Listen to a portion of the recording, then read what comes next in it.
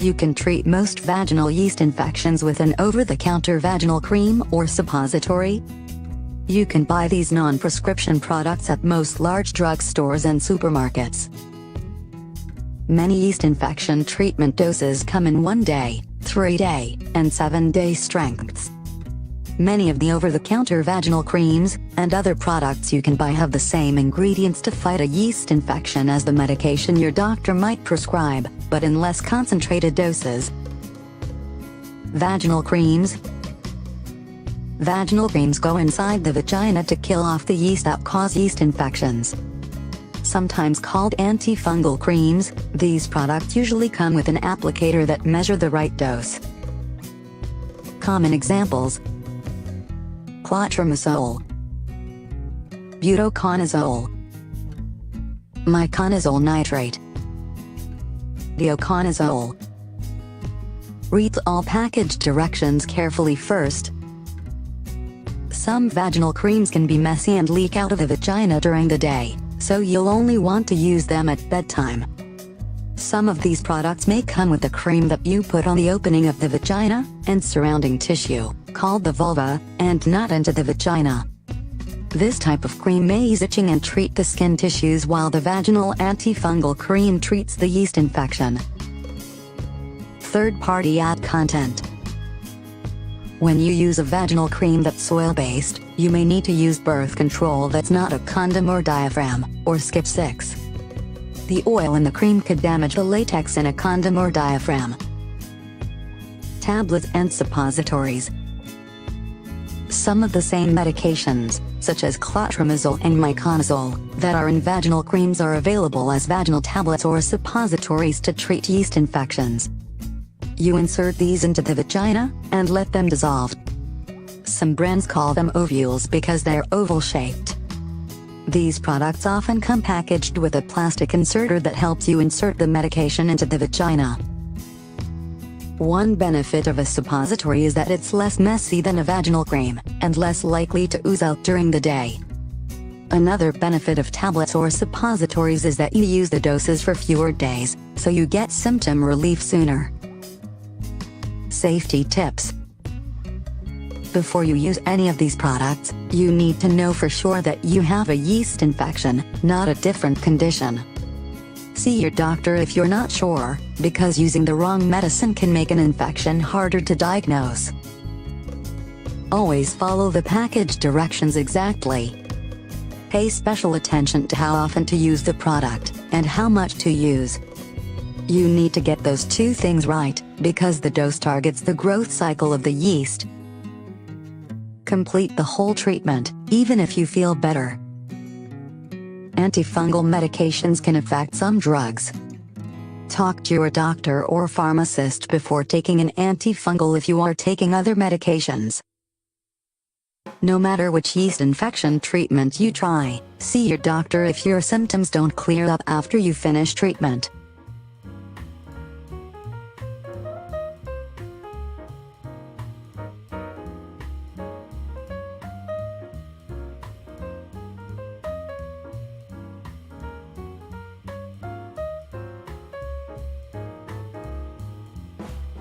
You can treat many yeast infections with over-the-counter creams or suppositories that you can buy without a prescription, especially if this isn't the first time you've had a yeast infection, and you recognize the symptoms. But if you get yeast infections often or they're severe, you may need a prescription medication. Not sure? Then you need to talk to your doctor. If a prescription treatment might help, these are the types your doctor may consider. Antifungal vaginal creams. For severe yeast infections, your doctor may prescribe an antifungal vaginal cream.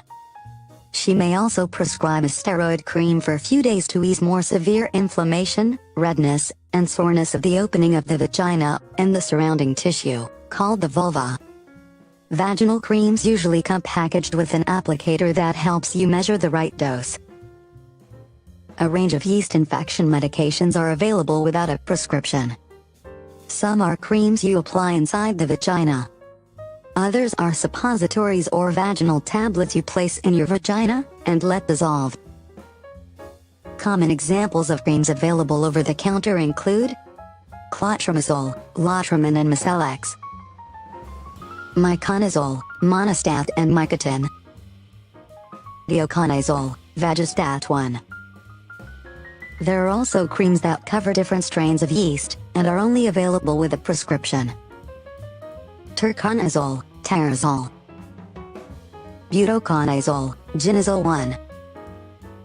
In general, the more concentrated the drug, the shorter the time you have to take it. A vaginal cream that has the number 7 after its name, for instance, would usually be used for 7 days. If the same product name had a 3 after it, it would be a more concentrated version of the vaginal cream, and may only be needed for 3 days. Third-party ad content. Oral antifungal medications. Sometimes, a doctor may prescribe a single dose of the oral antifungal medication called fluconazole, diflucan. This drug kills fungus and yeast throughout your body, so you may have minor side effects, such as stomach upset or headaches, after taking it. Your doctor may need to prescribe it if you have a severe infection, and you'd take it for a short time. You shouldn't take fluconazole to treat yeast infections if you're pregnant, because it may cause miscarriage or birth defects. Continued.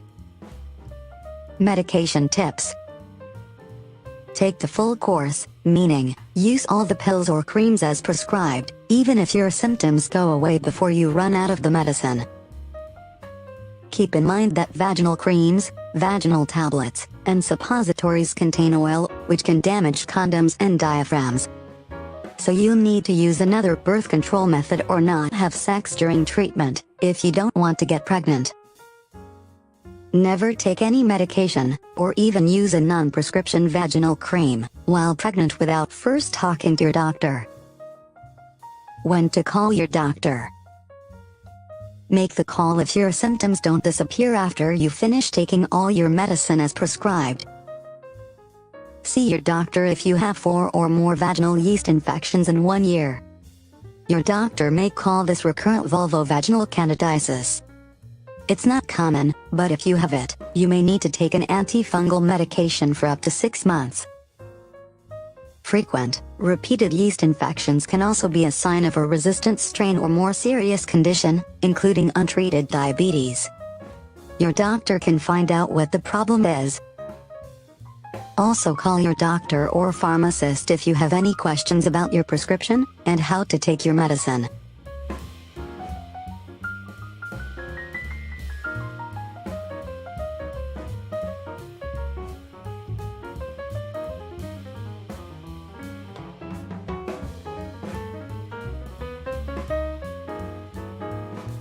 Monday, August 17, 2015, Health Day News. Researchers have come to learn how millions of germs carried in the body affect your health. Now, a new study links premature birth to a specific kind of bacterial blend in the vagina. Our discovery is important because it might allow us to determine which women are at elevated risk of premature birth by measuring the kinds of bacteria in their vagina early in pregnancy when there is still time to intervene and try to reduce the risk, said study co-author Dr. David Relman, a professor of medicine at Stanford University in California. But this isn't going to happen soon. It's too early to know whether germs and premature births are actually connected. And if they are, researchers aren't sure what links them.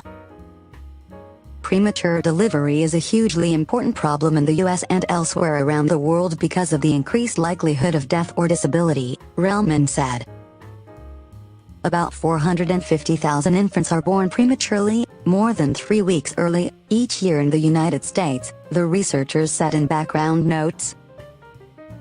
It's now known that the human body is filled with helpful germs.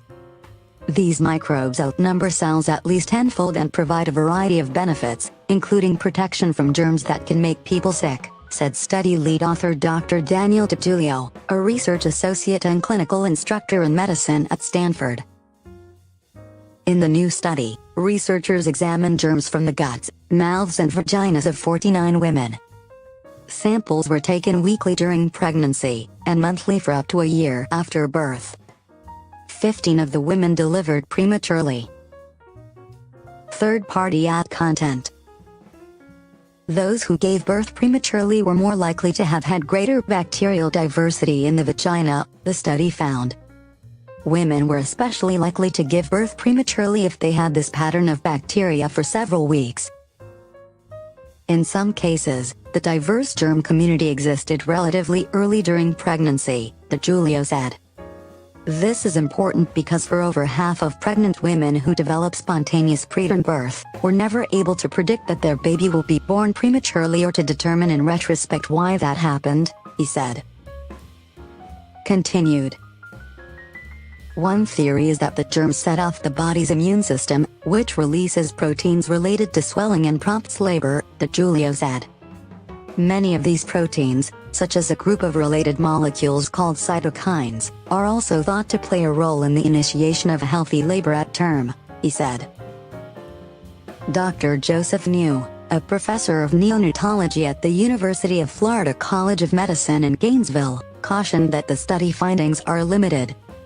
While they're interesting, he said, the findings don't prove that certain bacterial patterns are related to premature birth.